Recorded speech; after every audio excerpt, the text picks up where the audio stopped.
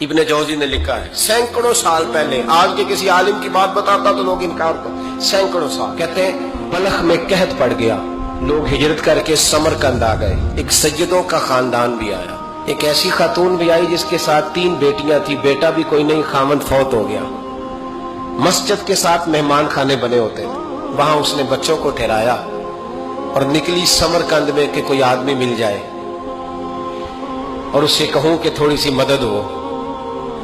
وہ چلتے چلتی ایک سیٹھ کے پاس، رئیس کے پاس پہنچی۔ جن لوگوں کے پاس دولت آتی ہے نا، وہ کئی دفعہ سخت جملے کہنے لگتے ہیں جو اللہ کو پسند نہیں آتے۔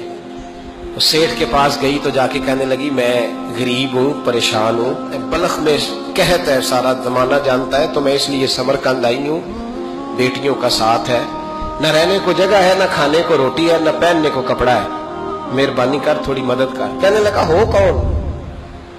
تو اس سید زادی نے کان آگے کر کے، ہاں کسی پہ بھی حالات سخت آ سکتے ہیں، اللہ سے ڈرنا چاہیے، کان آگے کر کے نہ کہنے لگی میں سید زادی اور یہاں میرا اپنا کوئی نہیں، مہربانی کر۔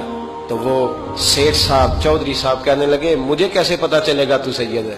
تو سید زادی نے اپنا پلو کھولا اور اپنے آنسو دونوں آنکھوں سے صاف کیے تو کہنے لگی اللہ تیرا بھلا کرے، میں ثابت نہیں کر سکتی کہ میں حضور کا خاندان، میرے پاس کوئی دلیل نہیں، میں نہیں بتا سکتی، چل ٹھیک ہے، چلی گئی۔ کسی نے بتایا کہ یہاں ایک یہودی بھی رہتا ہے، وہ بڑا سخی ہے، یا آتش پرست ہے، یا پارسی ہے کافر غیر، سخی بڑا ہے۔ اس کے پاس گئی، بیٹھی رہی، لوگ بیٹھے تھے، جب چلے گئے تو قریب گئی، کہنے لگی مجبور ہوں، پریشان ہوں، غریب نہیں ہوں۔ کہنے لگا بی بی تجھے کبھی دیکھا نہیں، سمرقند کی اتنی آبادی نہیں، میں سارے شہر، تو کون ہے؟ تو کہنے لگی تعارف نہ ہی پوچھے تو اچھا ہے۔ اس نے کہا چلو اگر پتہ چل جائے تو۔ کہنے لگی میں مسلمانوں کے نبی کی اولاد ہوں، مسلمانوں۔ اس نے کہا پیغمبر خدا کی اولاد؟ اٹھ کے کھڑا ہو گیا، بی بی کو ساتھ لیا، گھر گیا، کہنے لگا جو صاف ستھرا کمرہ ہے نا اسے پھر دھو ڈالو، ایک دفعہ پھر دھو ڈالو۔ کمرہ دھلایا، صاف کرایا، پھر کہنے لگا بی بی میرے برتن زیادہ صاف ستھرے نہیں، میں نئے نہ خرید کے لا دوں۔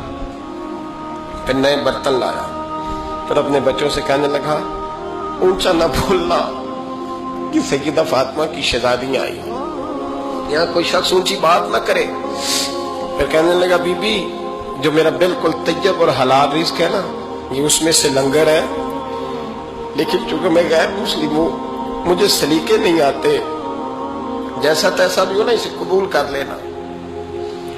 خاتون کو کہنے لگا یہ گھر ہے، جب تک جی چاہے یہاں رہنا، اور دیکھنا ہو سکے تو رات اپنے نبی سے سفارش کرنا، میرا بھی کوئی مسئلہ، میری بھی کوئی قبولیت کہیں ہو جائے۔ وہ مسلمان کہلانے والا رات کو سویا، کہتے جنت سجی ہوئی ہے، لوگ جنت میں جا رہے ہیں، لائنیں لگی ہوئی ہیں، نبی پاک لوگوں کو جنت میں بھیج رہے ہیں، میں بھی دوڑ کے لائن میں لگ گیا، فرشتے نے میرا بازو پکڑا، کا پیچھے ہٹ، تو میں دوڑ کے حضور کی بارگاہ میں گیا، میں حضور سارے جنت میں جا رہے ہیں، یہ مجھے نہیں جانے دیتا۔ نبی پاک نے فرمایا تو کون ہے؟ کہ یا رسول اللہ میں مسلمان ہوں۔ کہتے حضور مجھ سے فرمانے لگے کوئی دلیل ہے تیرے پاس؟ دلیل ہے کوئی تیرے پاس؟